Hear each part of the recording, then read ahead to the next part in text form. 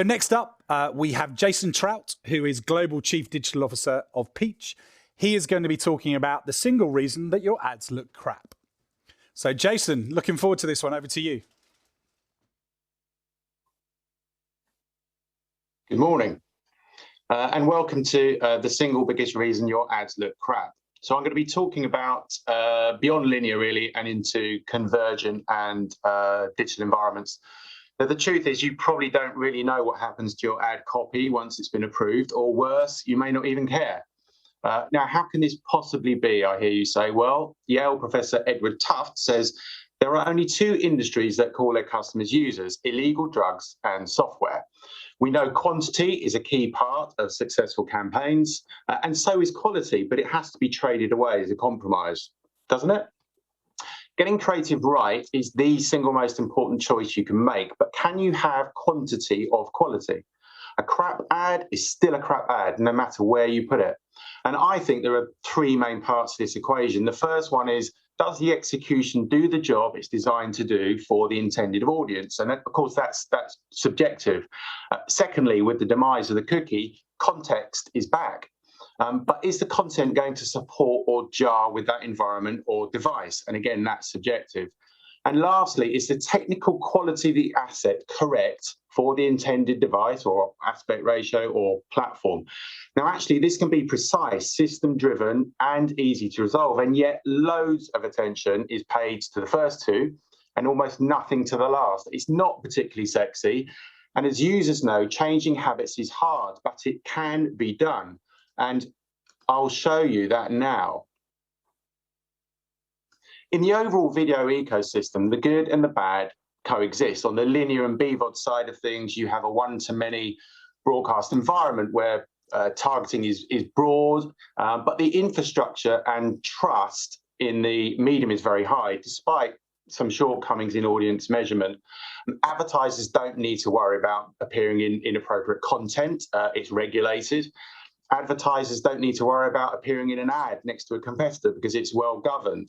So it's a really well grooved and universally adopted workflow.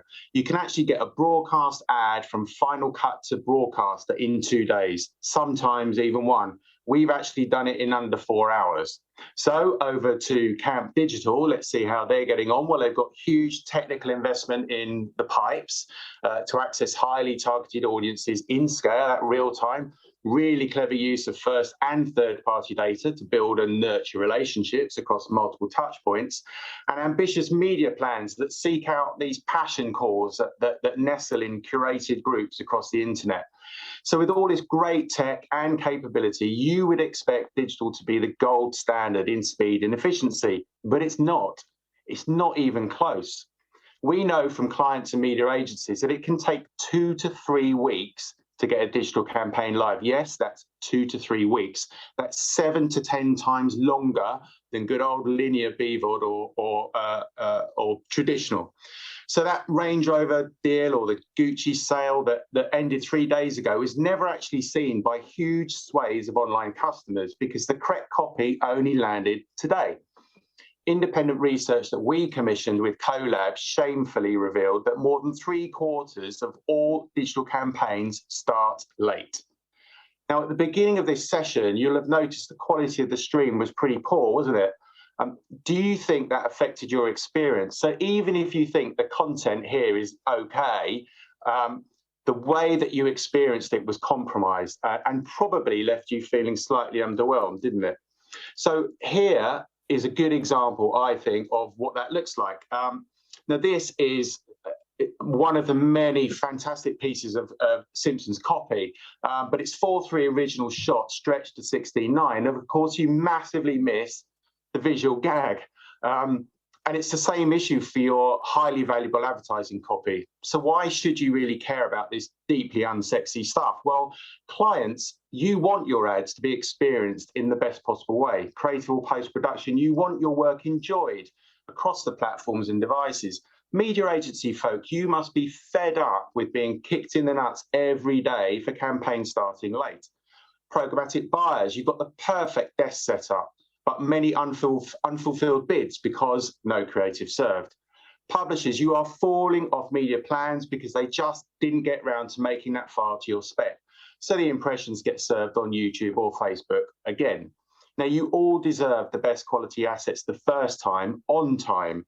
So if you are happy to continue to farm out crap ads and you see your audience as users, then keep cutting your stuff up. Let your dealers run the workflows. They are all morons, and the users will think that you are too, unfortunately, or you could start giving a shit. Love your customers at scale so they experience the brand messages in the way they're intended, on time and in context. So change your dirty habits. Automate your workflows. Enjoy the quantity of quality with your customers. They deserve you, and you may just deserve them in time, I think. Thank you. Thank you, Jason. A very provocative presentation. So what would you suggest people go out and do differently after listening to your presentation? I think you need to get curious, right? Ask yourselves, is the current way that we work acceptable? Do we know enough about the journey that our ads take? Are traditional ways of moving assets around, like email or WeTransfer, are they secure? Are they giving you visibility? Are they giving you trackability? Do you know that the user is always getting the best possible experience? Because the answer is probably not, or maybe you just don't know. And there are better ways of doing it. Great. Thank you, Jason. Unfortunately, we need to move on, but appreciate your time. Great presentation.